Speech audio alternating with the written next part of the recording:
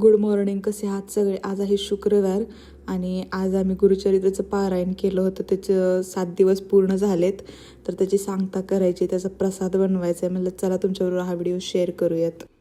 आधी आता मी पूजा करून घेते आणि नेमकं आजच मला फुलं मिळाली नाही आहेत.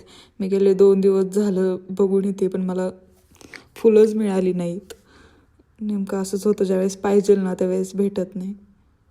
आता मी आधी मुगाची डाळ लावून घेते कुकरला शिजवून वरण करण्यासाठी, कारण आता नंतर पातेल्यात शिजायला घातलं की त्याला वेळ लागेल शिजायला, म्हणून आता कुकरमध्ये आज पटकीने डाळ लावते.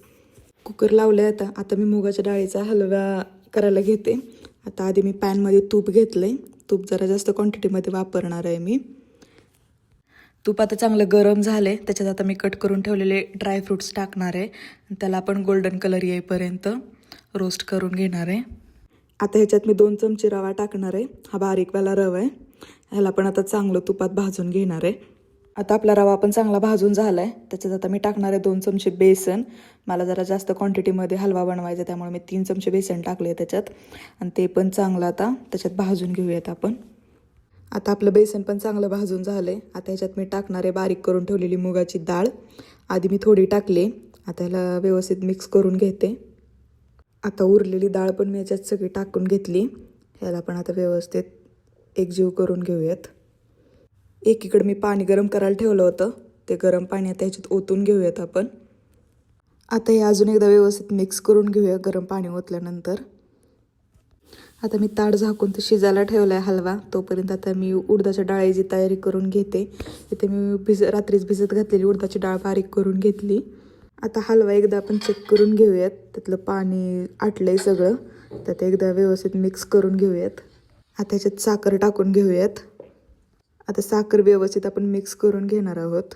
आता मी ताट झाकून शिजायला ठेवला होता हलवा, तो आता झाला आहे. अजून एकदा त्याला मिक्स करूया आणि आता व्यवस्थित शिजला आहे. तयार झालं आपला मुगाच्या डाळीचा हलवा. आपले उडीद वडे पण आता तळून झालेत, ते काढून घेऊयात. आता इथं वडे तळत आहेत, तोपर्यंत आता मी हिरवी चटणी करून घेते. इथं आता डाळीला फोडणी पण दिली आहे मी, त्याचं वरण बनवून घेतलं आहे. आता भात लावून घेते. जिऱ्याची फोडणी टाकली आहे मी त्याला. आता तांदूळ धुवून टाकणार आहे. आता इथं आपला प्रसाद बनवून झाला आहे. तर ह्याच्यात आहेत उडीद वडे, त्याच्यासोबतची हिरवी चटणी, मुगाच्या डाळीचा हलवा, वरण भात आणि रसमलाई. तर असा आपला प्रसाद तयार झाला आहे. आता आपण देवाला नैवेद्य दाखवून घेऊयात. आता भांडी सगळी रिकामी करून घेते. सगळं बारक्या भांड्यात काढून घेते स्वयंपाक बनवलेला. तुम्हाला पण असंच होतं का सांगा. किचनवर पसारा बघून अजिबात जेवायची इच्छा होत नाही. आधी सगळा पसारा आवरायचा, किचन क्लीन करायचं आणि मग निवांत जेवायचं. मला तर असंच आवडतं. ही रसमलाई मी घरी बनवली होती विकतच्या पनीरपासून. खूप छान आणि खूप सॉफ्ट झाली होती.